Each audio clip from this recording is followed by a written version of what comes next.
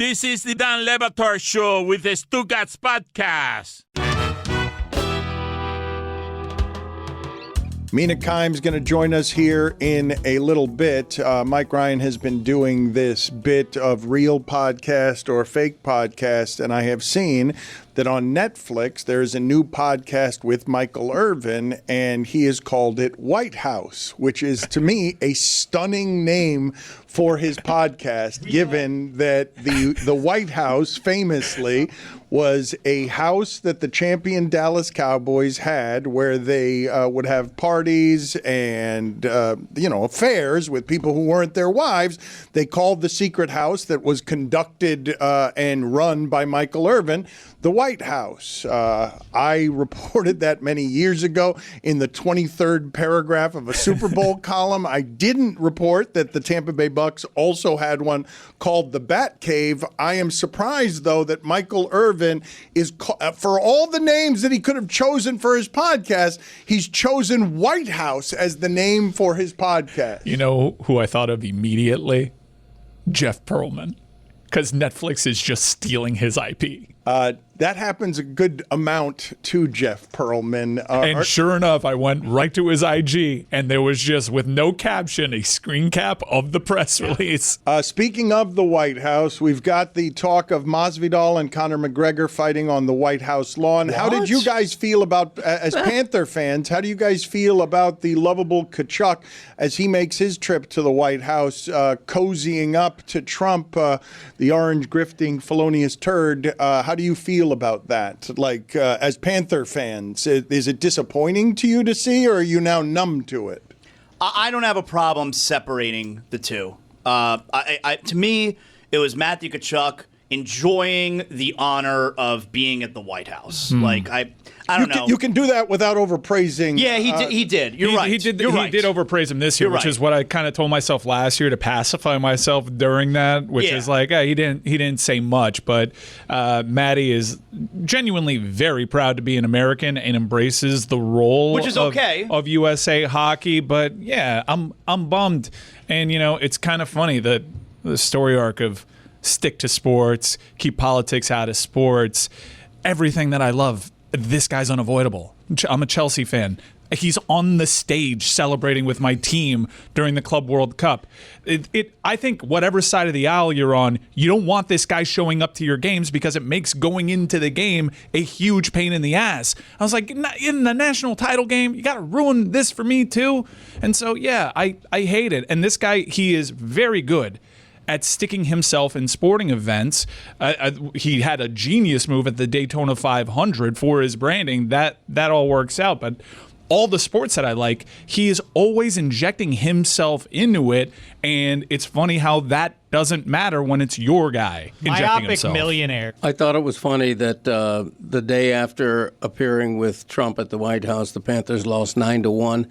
That was funny to you? I just got a smile out of that. But I will say that I don't think most fans care. I think 55% of Panthers fans sort of cringed at that, and then the next day they're cheering for their team. Nobody cares. Yeah, I think you also have to acknowledge too the Florida Panthers as an organization, ownership, like they're that's right, very super, very into. I mean, they're very. I don't know. I would necessarily say pro-Trump, but this country, the United States, is a very big right. Wasn't Vinny Viola under consideration for a cabinet position that he had to withdraw from? I think so. He's a West Point guy. Yeah, he's a West Point guy, and in terms of that deal. honor, that comes from the very top, big deal, and it trickles on down to the rest of the team. I'm not kidding about the myopic millionaire thing. These are 25-year-olds who have the world by the tail. They're not engaged with deep diving in politics. They're getting something out of that. That's the end of the story. The larger concern is that top 5 NHL forward all-time Wayne Gretzky has turned his back on his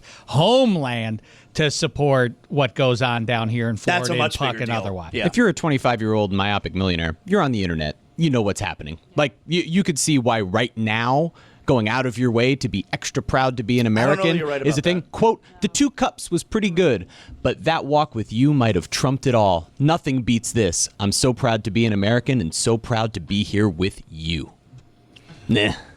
I don't know that you're right about that. So, Matthew Tkachuk doesn't have the internet. The guy who's like floating out stuff about going to the national championship and being fun. And I think we're underestimating the things that some of these guys pay attention to and the bubble that they live in. Look, I get it, but right now it's pretty tough to avoid what's been happening over the last couple of weeks. What they're reacting to, though, like, Cachet, is the taxes. I mean, really, these are super duper rich people who are looking at selfishly at their bottom line and not much beyond anything else. Super duper rich white people in particular. She's an NFL analyst on ESPN, the host of the Mina Kimes Show featuring Lenny, which I strongly recommend to all of you. I can tell from simply the look on her face. She does not want to in on this conversation. So let's talk about the Bills press conference that just got done and the television show The Traitors. Have you guys watched The Traitors at all? Do you guys know what that show is? Because she occasionally just gets obsessed with some reality competitions, and she's obsessed with this one. So I know her and David Dennis Jr. are like all over this show. I don't know about it, but like I'm interested because I know they've been talking about it. I thought it was a show about Jimmy Butler leaving the Heat last year. I guess I was wrong. You will like this detail, Dan, because David and I do a podcast. It's a TV podcast called Viewer Discretion. Literally, why I'm here is to promote my own work and to hang out with you guys. But the premise of the show, The Traitors, is kind of like Mafia, right? Where they're trying to suss out who the bad guys are. There are secret killers amongst them. And so the cast, which is mostly comprised of a group called the Faithfuls, gets the opportunity pretty much every week to vote out someone they think is a traitor. This is not a spoiler. Enough time has passed. But if you're watching it, whatever. Dan, Michael Rappaport was so despised by everybody on this show that they voted him out even though nobody actually thought he was a traitor, purely because they didn't want to hang out with him anymore. They burned a vote completely because he was so unlikable. He's awful. Like, Rappaport is the worst, and that is wildly unsurprising. Mina, what was your reaction to the way he was eating, like Crazy. With the plate in his mouth? My reaction to that, and maybe this is from being on television for too long now, is the producers must hate him as much as everybody on the show to include like 10 scenes of him eating like I have a 2-year-old who eats with more decorum than that. The lip of the plate is in his mouth. Disgusting. So funny. You're an adult. In our group of people here, who do you think would do best here on The Traitors? Oh, definitely not Mike Ryan. That's easy no. Yeah. I can explain my thinking there. Dan, no. I think Greg would do the best. So who are the traitors and who are the faithful among our group here? Well, I feel like if Chris Cody was a traitor, I would know within 2 seconds. Zaz has strong, faithful, loud, faithful, accusing loud traitors vibes. Loyalty is a big trait of mine, all right? Dan, faithful who does too much and gets eliminated early. Lucy, absolute traitor. Yes. I'm a phenomenal liar. Is that a good thing, being a traitor? I got to watch this show. You've piqued my interest. Well, you don't get to they choose who's the traitor. Alan Cummings goes around and taps people, who, by the way, is unbelievable on this show. Probably the best hosting performance I've ever seen by anyone. I don't really know the rules or really anything about this game, but I'm offended you don't think I'm good at it. You're not a good liar. We saw how Miami did earlier this week. What did you think, Mina, of this Bills press conference where they're saying McDermott's fired because of the Denver loss? The owner is saying is ripping Keon Coleman, which I understand, but probably unnecessary. What are your thoughts? I thought it was an absolute disaster. I did this video where I was ranking head coaching jobs before the Bills job opened, and I had Baltimore #1 for obvious reasons. And people said, well, now that the Bills job's open, would you put it #1? Because Josh Allen. No! This is Exhibit A. Like, you want to work for the ownership who not just backed the bus over Sean McDermott, also threw one of his own players under the bus in Keon Coleman. I thought it was one of the weirdest press conferences I've ever seen, quite frankly. Like, zero reason for him to jump in there. Do the thing that most owners do and leak it to a reporter as an anonymous source. Like, what? Like, that was so crazy. And also, I'm not sure true, right? Like, so we're really absolving the GM of your top draft pick that year of any responsibility, setting aside the numerous other bad draft picks that he's made and bad free agency signings. So I thought it was really in poor taste, honestly. And it shows why they don't let owners talk that much, to be frank. Here is Bills owner Terry Pagula talking about failed first-round pick wide receiver Keon Coleman. Yeah, can I interrupt? I'll address the Keon situation. The coaching staff pushed to draft Keon. I'm not saying Brandon wouldn't have drafted him, but he wasn't his next choice. That was Brandon being a team player and taking advice of his coaching staff, who felt strongly about the player. And he's taken, for some reason, heat over it and not saying a word about it, but I'm here to tell you the true story. Can I interrupt here, Mina? Can I interrupt? He's protecting the GM that he's promoted, right? And at the expense of not just Sean McDermott, Keon Coleman, who last I checked is still on the team, but also the coaching staff. I mean, there's a possibility they promote Joe Brady or at minimum keep him. Like I literally everybody in the building except for Brandon Beane feels like is being thrown under the bus. I do not understand any logic behind saying that in public. But I didn't understand the firing to begin with, Dan. I thought they should have kept McDermott, and at minimum, they should have, if they were going to get rid of him, I thought really evaluate the GM, certainly not promote him, because when I was watching the Bills this weekend, I thought the biggest issue, other than Allen's performance, was the construction of the roster, not the coaching. And he gets a promotion out of this. The guy who, by the way, last summer, you guys remember this, had one of the all-time sports radio moments when he got visibly angry at the idea that the receiver group that he had assembled wasn't enough.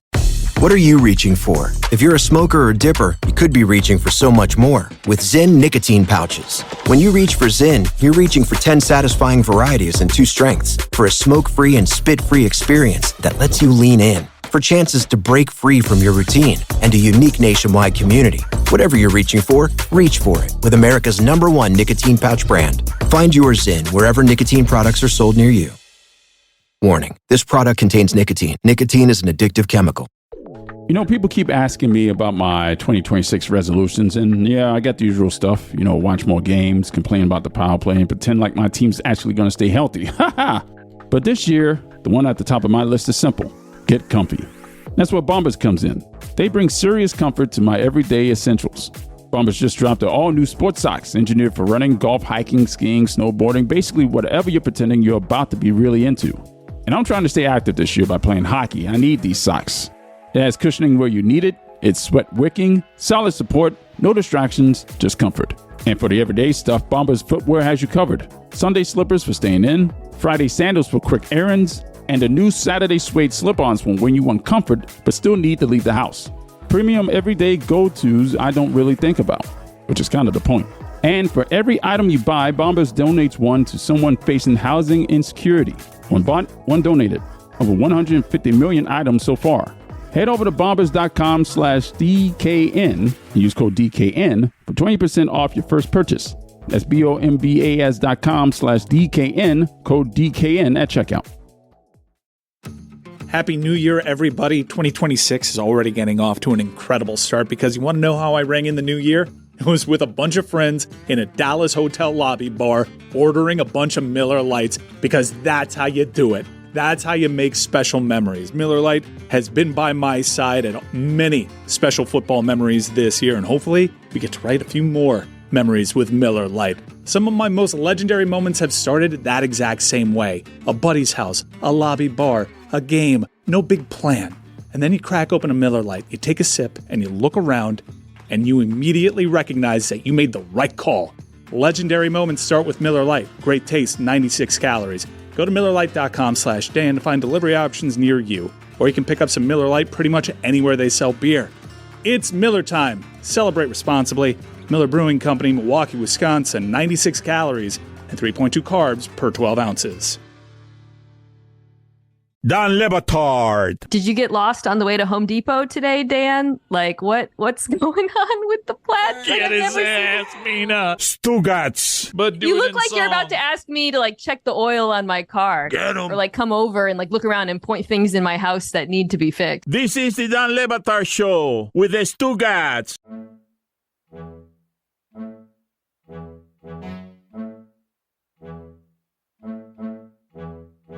How quickly is Keon Coleman's agent on the phone with the team now? I mean, it's still a good spot for him is the thing, right? I think the question is going to be who they bring in as a coach or who ends up getting that job. But like, I would be pretty upset if I was him, and validly so. Mina, we haven't talked about it on the show. The San Francisco 49ers for seasons now have been riddled with injuries, and there was a social media post about their training facility being next to a power plant and how that is actually affecting these players' bodies. Now, it was interesting because what's happened to them has been super random. Do you put any stock into this whatsoever? It's not my expertise. I will say that I have looked into that theory. I have read the articles about it. I cannot. The thing about the injuries that's so crazy is they're on both, and why I think people are even like doing the conspiracy theories. Both sides of the ball, contact and non-contact, in different locations. Like there's no. It's not like you can point to and say, well, Kyle Shanahan's offense exposes... Nope, it's defense too. Well, it's on these fields. Nope, it's on every field.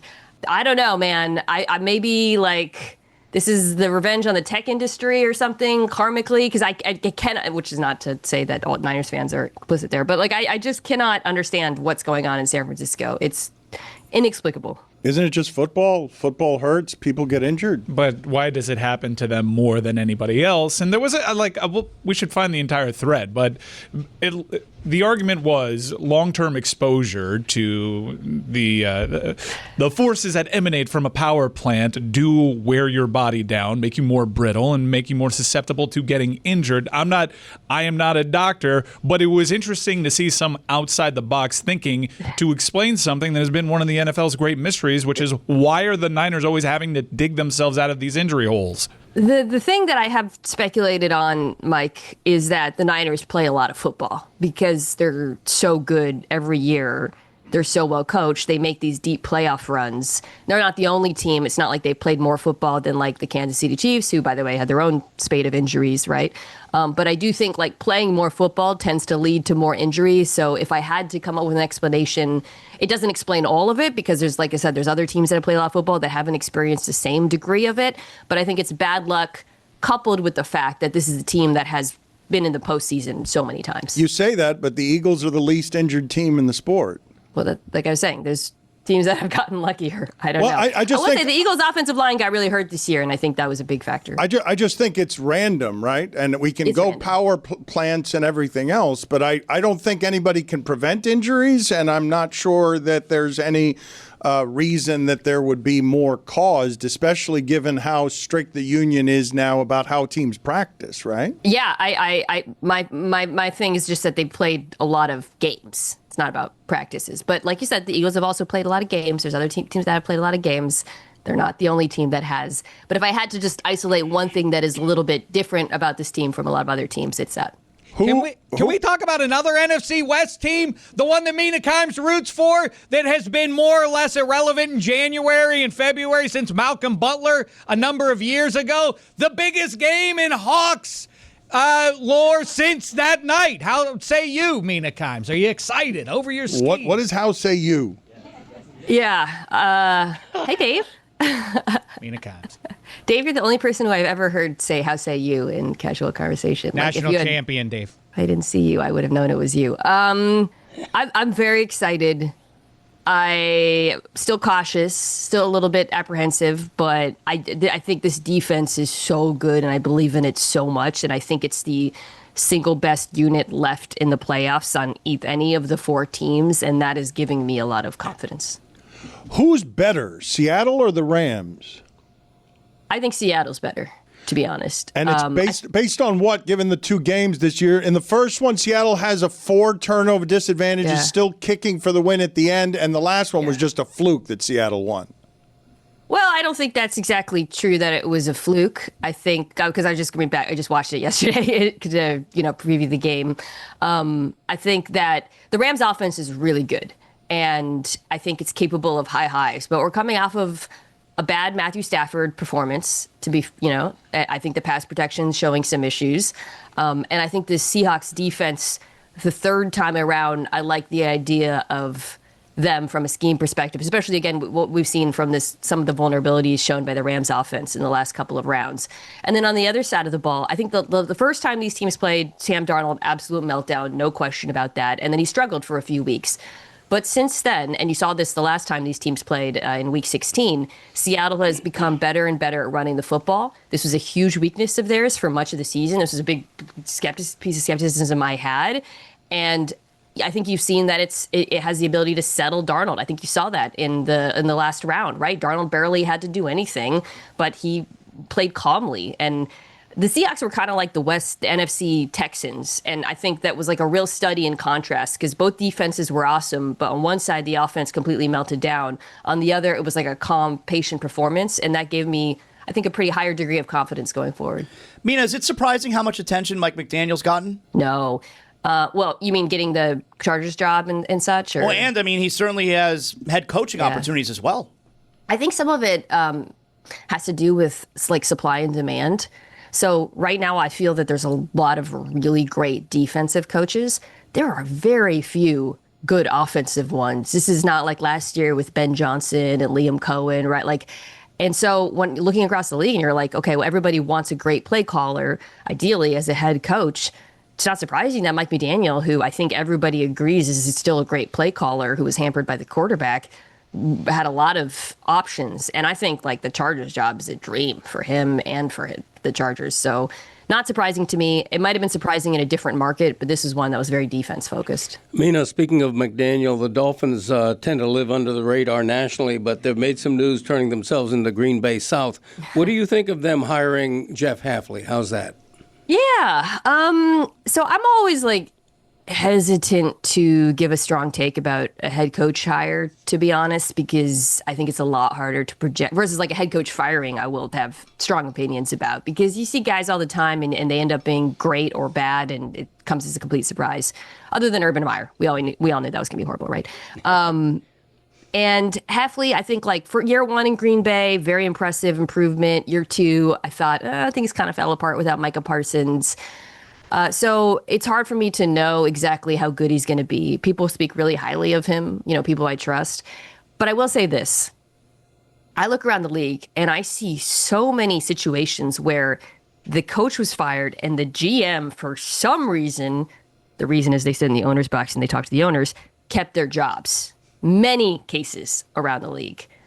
If I'm a Dolphins fan, I love the fact that we cleaned house, starting anew, and we've got the GM and the head coach not only coming from the same place, but on the same timeline. This is a rebuild. No Dolphins fan thinks they're going to compete next year.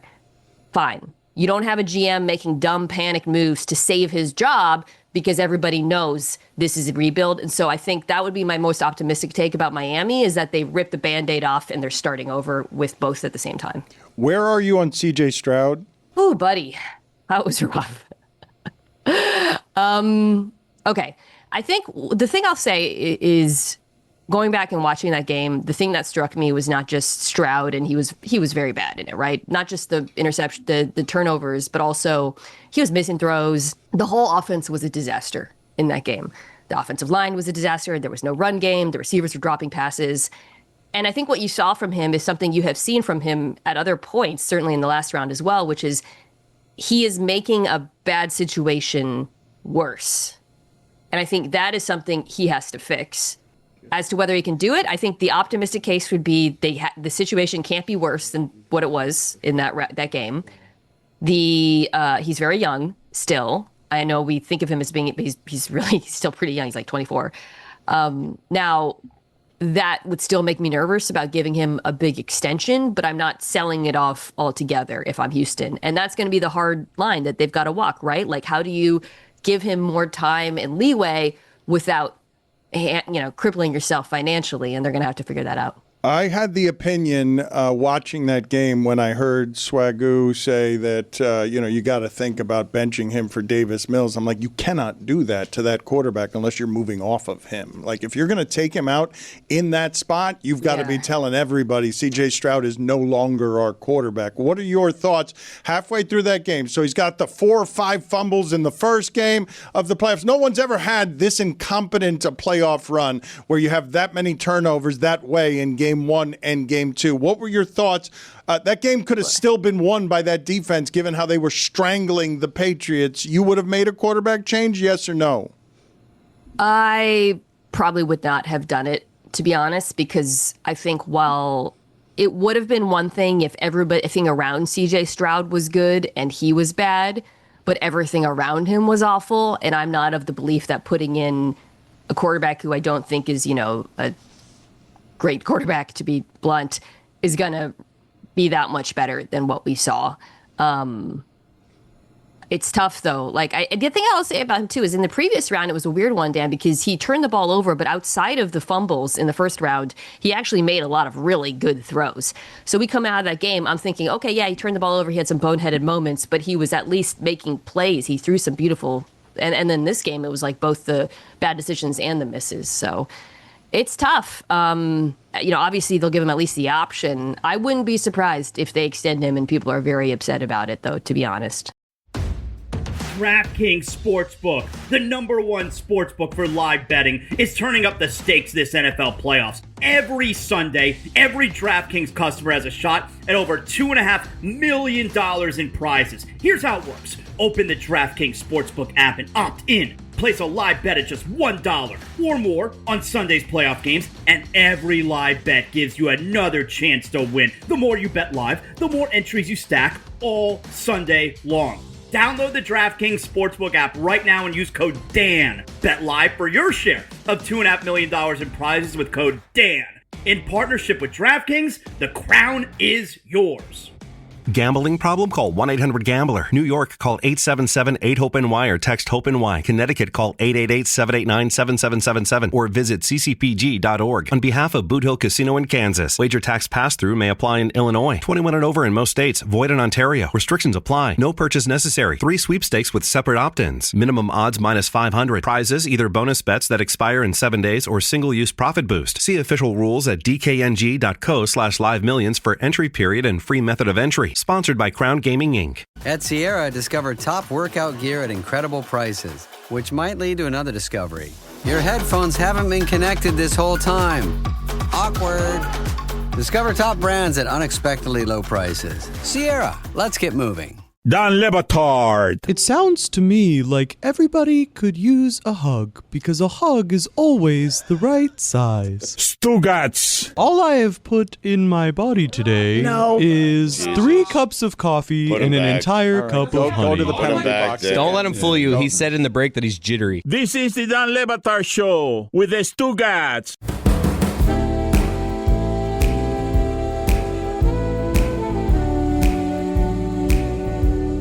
Let's put up that photo of William Shatner here and get Mina's opinion on this in the car. What are your thoughts, Mina, on William Shatner, 94 years old, driving an automobile while eating cereal? I remember my grandma in her late 80s calling me all excited. She's like, I got my license renewed. I got my license renewed by mail. I didn't even have to go into the DMV. And I'm like, Grandma, they don't want you driving to the DMV to get your license. They don't want you in a car.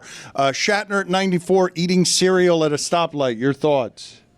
You know what's so crazy about this photo to me, which I see, not that he's eating cereal, not even that he's eating it with a spoon and a bowl, but there appears to be milk in there. Yes. That's what's crazy, right? Yes. Because who among us has not carried around a little box of dry cereal and reached in from time to time as a road snack? Of course. But to do it with milk is psychotic behavior.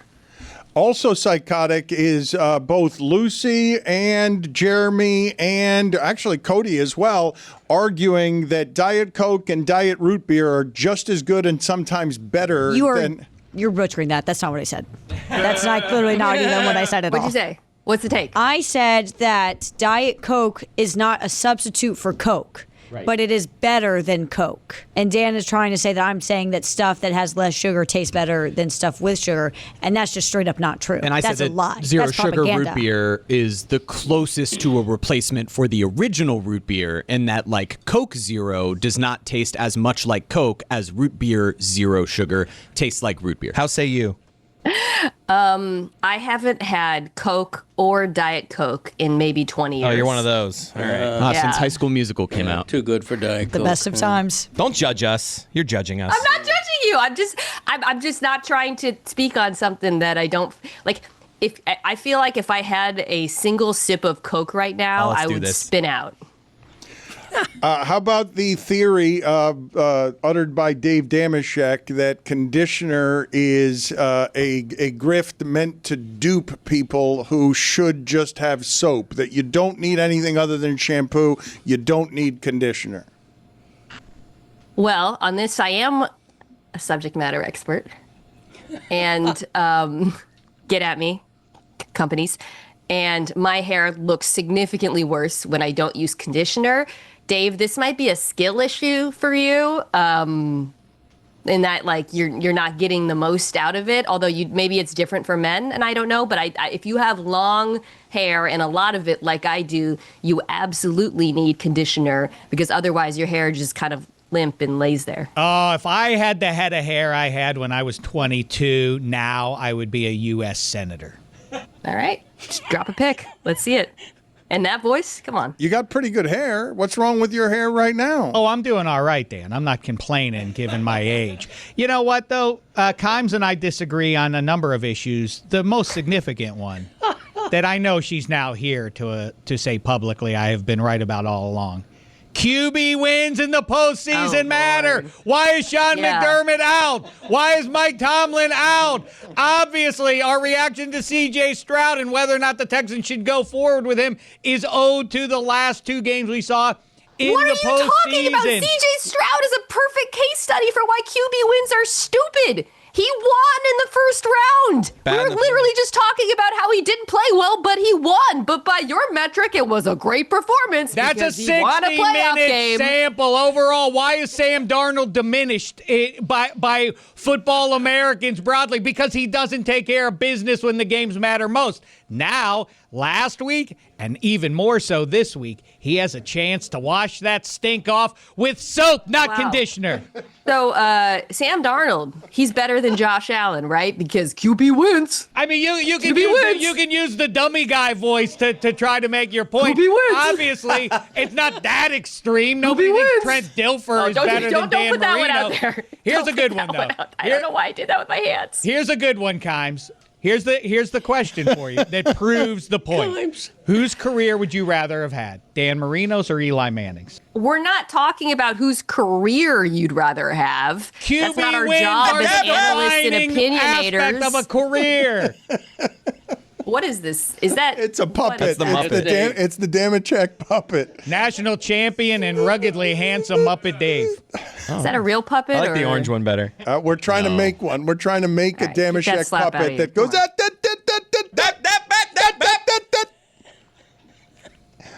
Come Are you guys done with the argument? I was hoping you'd do it for the rest of the segment. Is that it? You're done arguing? There is no argument. There is no argument. It's just people screaming, QB wins. Your Twitter bio says QB wins are not a stat. There was no answer though to the question whose career. I literally would you gave you prefer an to answer have? to the question, which is this playoffs is a great illustration of how stupid it is. We got literally your just had an ass. entire So, Marino. conversation about a guy who won a playoff game despite playing The Texans may not ultimately move forward with the franchise, the apparent franchise quarterback, because of his performance in these playoffs. His performance, not because they lost. If he had been awesome in that game and they had still lost, do you think we'd even be having this conversation? Absolutely. We would be having the Blake Bortles is the detriment of the that's not Jacksonville true. Jaguars. Be quiet, everybody else. Star. If CJ Stroud had been awesome in that game and they had lost and they had gone toe-to-toe with Drake May, Dan, would you have asked me, what are the Texans going to do about CJ Stroud? Not in that voice. I don't know why. I don't know why you gave me that. How Oafy pumped voice. is Dan to ask for more fighting and get it? You know who always showed up in big games, Lucy? Troy Bolton. That's right. Happy anniversary High School Musical. We've been dying to talk about it all day. Yeah, I noticed twice. I'm not going to let you. Stidham, your thoughts? I just watched both of his preseason games. I've been waiting all morning for someone to ask me about Jarrett Stidham. Got to get your head in the game. First of all, Jarrett Stidham, by Dave's logic, he's 2-0, baby, this year. So that he must be the best quarterback in the NFL, right? He won those 2 games against the San Francisco and Arizona Cardinals in the preseason. QB wins. Okay, my thoughts are he did look good in those games. I thought his preseason caveats, all of that. I thought he looked accurate. He threw some balls downfield, particularly in the Arizona game. I thought he made some legitimately impressive throws and flashed some athleticism. So this is not like a nightmare backup quarterback situation by any means. That said, I do think the Patriots defense in particular, based on what we've seen over the last few weeks, is going to throw a lot of really confusing pressures and coverages at him. So it's going to be very challenging for him. And obviously I'm picking New England here, but he is capable of functional quarterback play.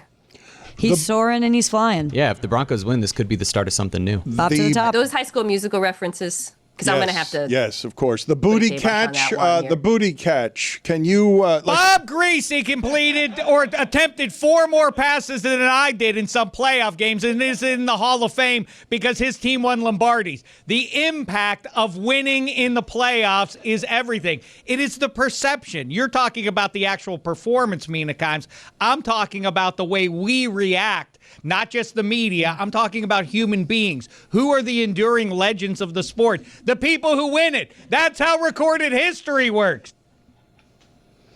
Keisha Booty, I thought was excellent in the last round. And it's so funny because Dominique and I were trying to comp for him, and every comp I came up for him and the way he's playing right now was a guy who was like 6'4" and up, and he's 5'11", which I think is what's really remarkable about the fact that he's making these contested catches, deep against like man cover. He's really, I think, proven to be a reliable downfield target for Drake May. And you go up against defense that loves to play man coverage in Denver. I think his ability to get those one-on-ones, like, can't you just see it now? It's the fourth quarter. Somehow they get him on Riley Moss, poor Riley Moss, pass interference in a key moment. He reels it in anyways. I've been so impressed by him.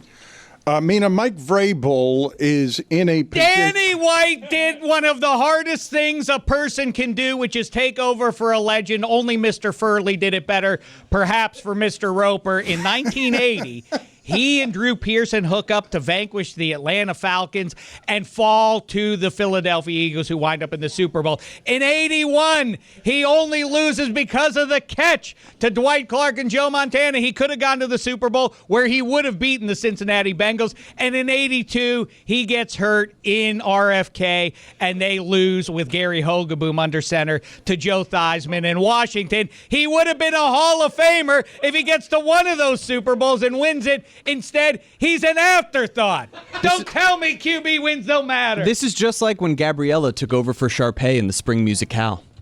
Were you asking me something about Mike Vrabel? I didn't catch the end of that. I was, yes. You finished this question.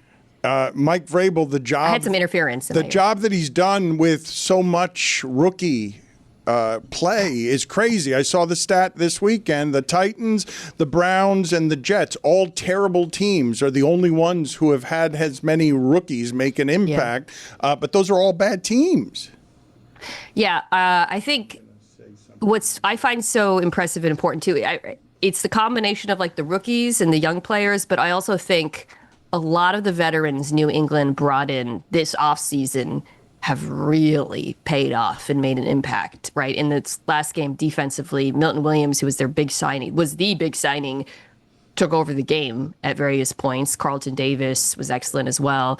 And then offensively, Stephon Diggs. I mean, that was a signing that a lot of people questioned, 32 years old or 31 or something, coming off the ACL, and he's been pivotal. So it feels like a roster that's really well. I'm not just saying that Mike Vrabel himself has done a great job, but I also think when I watch the Patriots roster, to me, is really shining. You see how well put together it is. The Brandon Cooks catch, non-catch. Almost no one under the age of 40 could tell you anything about Hall of Famer Dan Fouts. Why? Because he never played in a Super Bowl. I bet you everyone under 40 could tell you something about Doug Williams. Namely, he won the Super Bowl. I actually quibble with the idea that people under 40 know the difference between Doug Williams and Dan Fouts. If I was to, not that they should, but I'm just saying if you surveyed people on the street, I would guess. And there we park our cars in the same garage. End of argument. There is one difference. How say you? The Brandon Cooks catch, non-catch. How say you? I thought it was an interception. I've watched it a million times. In the moment, I was like, damn, very close, hard to tell.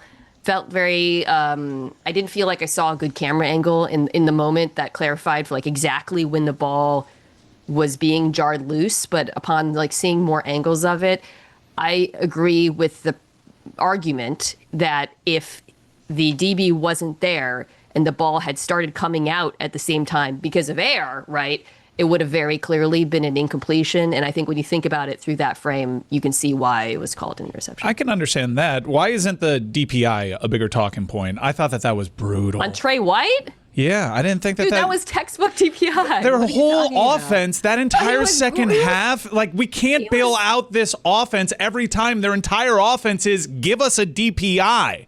He was just hugging him like Zac Efron hugged Vanessa Hudgens in Yes! That happened. I'm totally guessing. That's what I'm talking about. That was a guess. Mina, It's accurate. Thank you for being on with us. She's the host of the Mina Kimes Show featuring Lenny. I strongly suggest that you listen to it. It's got a lot of good nutrients in it. Thank you, Mina. I also think it's fair to say after this Bills press conference today, and crazy to say, that if Cooks makes that catch, McDermott's still the coach. Obviously still the coach in this game, but he's going to continue coaching the Bills after that. That's nuts, right? Yeah, they probably would have stick to the status quo. They tried really hard. You want to end the show with High School Musical. That's how you want to end the show here. It's Lucy's last show for the week. Asshole. Happy New Year, everybody. 2026 is already getting off to an incredible start because you want to know how I rang in the new year? It was with a bunch of friends in a Dallas hotel lobby bar ordering a bunch of Miller Lights because that's how you do it. That's how you make special memories. Miller Lite has been by my side at many special football memories this year, and hopefully we get to write a few more memories with Miller Lite. Some of my most legendary moments have started that exact same way. A buddy's house, a lobby bar, a game, no big plan. And then you crack open a Miller Lite, you take a sip, and you look around, and you immediately recognize that you made the right call. Legendary moments start with Miller Lite. Great taste, 96 calories. Go to MillerLite.com/Dan to find delivery options near you. Or you can pick up some Miller Lite pretty much anywhere they sell beer. It's Miller time. Celebrate responsibly. Miller Brewing Company, Milwaukee, Wisconsin, 96 calories and 3.2 carbs per 12 ounces.